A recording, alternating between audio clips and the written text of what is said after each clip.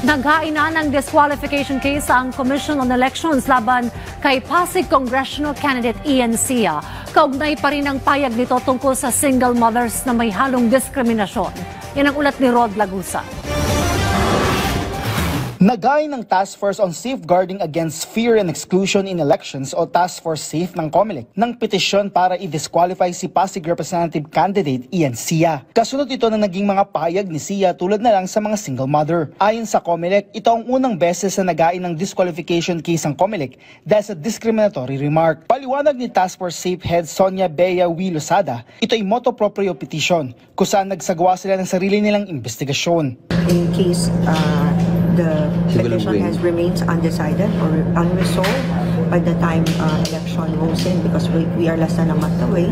We also requested for the suspension of his proclamation if ever he wins.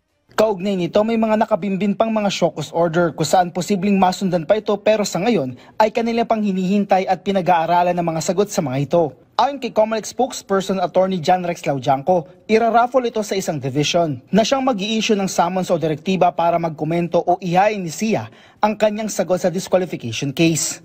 Nakita po ng task force, may nakitang paglabag, hindi lamang dun sa resolution 11-116, pati na rin dun sa 11-127, kundi mismo dun sa batas, yung sinasite po nila kanina, Section 261E ng Omnibus Election Code. Specifically, yung pong batas na yan, yung provision na yan, nagsasabing pinagbabawal yung mga threats, intimidation at discrimination dito po sa kampanya. Umiiral po na batas yan, Magna Carta for Women, Safe Spaces Act, laban sa discrimination. Ito po dapat sinusunod, may election man o wala, campaign period man o hindi.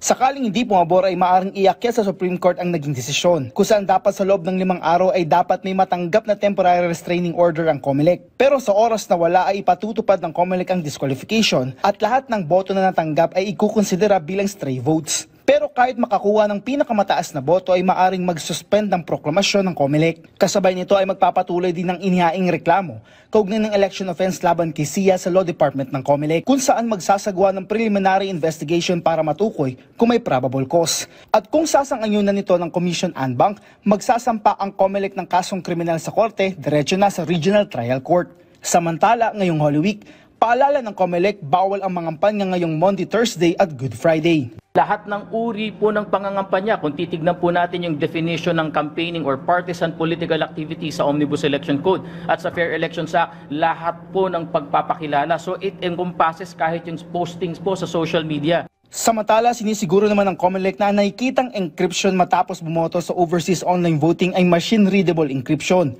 na siyang nagkukumpirma na ang boto ng isang botante ay nabilang at isa na itong permanent record. Rod Lagusad para sa Pambansang TV sa Bagong Pilipinas.